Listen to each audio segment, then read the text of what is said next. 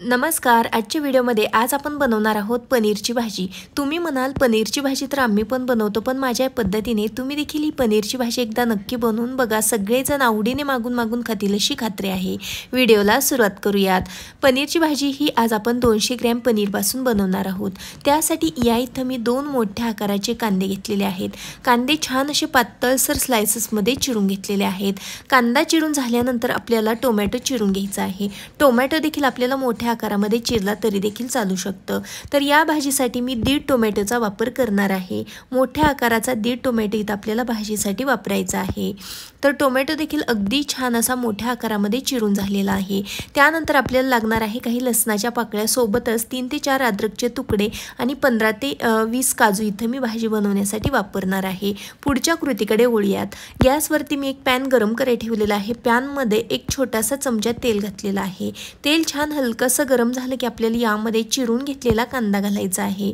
कांदा देखील आपल्याला या तेलामध्ये अगदी हलक्याशा तांबूस रंगावरती छान असा परतून घ्यायचा आहे. कांदा जास्त करपवण्याची आवश्यकता नाही. तर थोडंसं तेल घातल्यामुळे कांदा पटकन भाजला जातो आणि अगदी छान भाजला जातो.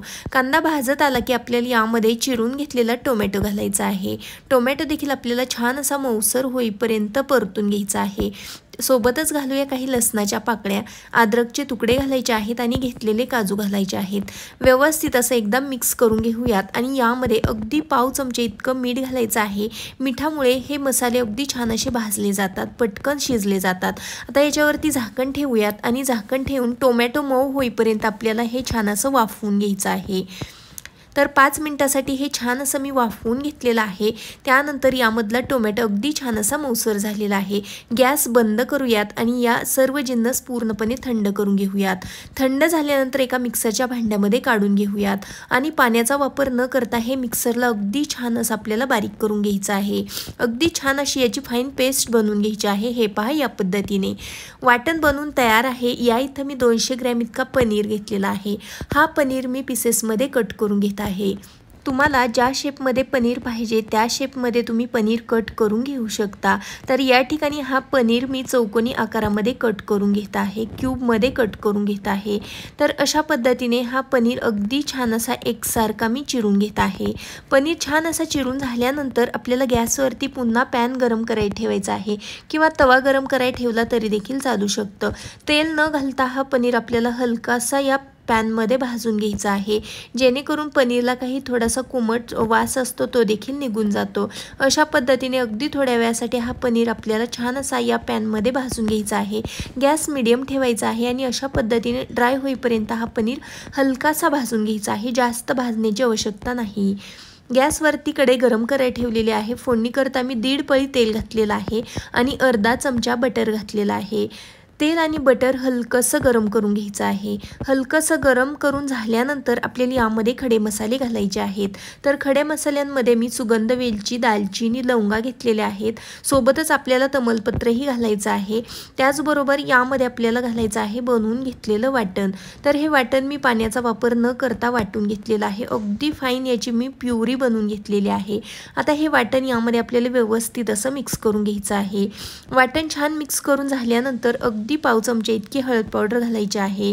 1.5 चमचा धना पावडर घातलेली आहे. सोबतच आपल्याला यामध्ये 1 चमचा बॅडगी मिर्च पावडर घालायची आहे. अर्धा चमचा ठेवणीतलं काळं तिखट किंवा कांदा लसूण मसाला घालू शकता.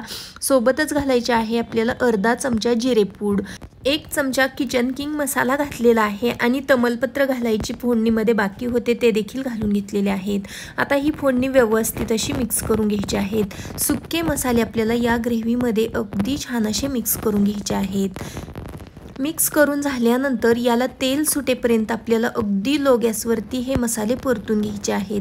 मसाले आपण जेवढे छान परतून घेऊ तेवढे आपल्या भाजीला तरी आहे ती छान येते. त्याचबरोबर कलरही छान येतो आणि भाजीला चव पण चांगली लागते. तेल सुटेपर्यंत मसाले परतून झाल्यानंतर मिक्सरचं भांडं विसून आपल्याला यामध्ये पाणी घालायचं आहे. तर भाजीची कन्सिस्टन्सी पाहत आपल्याला यामध्ये पाणी घालायचं आहे. पनीरची भाजी आहे त्यामुळे जास्त पातळ नाही करायची, अगदी ग्रेव्ही टाईप भाजी बनवायची आहे. त्यानुसार इच्छानुसार पाणी यामध्ये वापरलेलं आहे। तर अगदी पाव चमचे इतकी कसुरी मेथी आणि चवीकरता मीठ घालून ही ग्रेव्ही पुन्हा एकदा छान अशी मिक्स करून घेतलेली आहे। ग्रेव्ही छान मिक्स करून झालेली आहे। थोडीशी ग्रेव्ही गरम देखील झालेली आहे। त्यानंतर आपल्याला यामध्ये भाजून घेतलेला पनीर घालायचा आहे। सर्व पनीर घातल्यानंतर आपल्याला या ग्रेव्हीमध्ये अगदी छान असा मिक्स करून घ्यायचा आहे। या ठिकाणी हा पनीर आपण तेलामध्ये न भाजता अगदी थोडासा गरम तव्यामध्ये भाजून घेतलेला आहे। असं केल्याने आपल्या पनीरला काही थोडासा कुमट वास असेल तो देखील निघून जातो। आता हा पनीर या ग्रेव्हीमध्ये छान मिक्स करून झाल्यानंतर गॅस अगदी लो ठेवायचा आहे। झाकण ठेवूयात आणि ही भाजी 5 ते 6 मिनिटांसाठी शिजवून घेऊयात। त्यानंतर तुम्ही बघू शकता झाकण काढलेलं आहे। भाजीला रंग काही सुरेख आलेला आहे, तरी म्हणाल तर अप्रतिम आलेले आहे आणि सुगंध म्हणाल तर या भाजीचा अगदी घरभर दरवत आहे। अशा प्रकारची पनीरची टेस्टी भाजी बनवून तयार झालेली आहे। तर हॉटेलमध्ये ज्या प्रकारचे आपण पनीर शाही पनीर खातो त्या प्रकारचा शाही पनीर आपला घरच्या घरी बनवून तयार झालेला आहे। सर्व करण्यासाठी हा पनीर मी एका प्लेटमध्ये काढून घेत आहे। तुम्ही देखील ही शाही पनीरची भाजी एकदा नक्की ट्राय करा, तुम्हाला नक्कीच आवडेल अशी खात्री आहे। ही भाजी तुम्ही चपातीसोबत खाऊ शकता, फुलक्यासोबत खाऊ शकता किंवा भातासोबत देखील चवीला अप्रतिम लागते। आजचा व्हिडिओ तुम्हाला थोडा जरी आवडलेला असेल तर व्हिडिओला प्लीज एक लाईक नक्की करा। चॅनलवरती नवीन असाल तर सबस्क्राईब करा। पुन्हा भेटू अशाच एका नवीन छानशा रेसिपीसोबत। तोपर्यंत बाय बाय।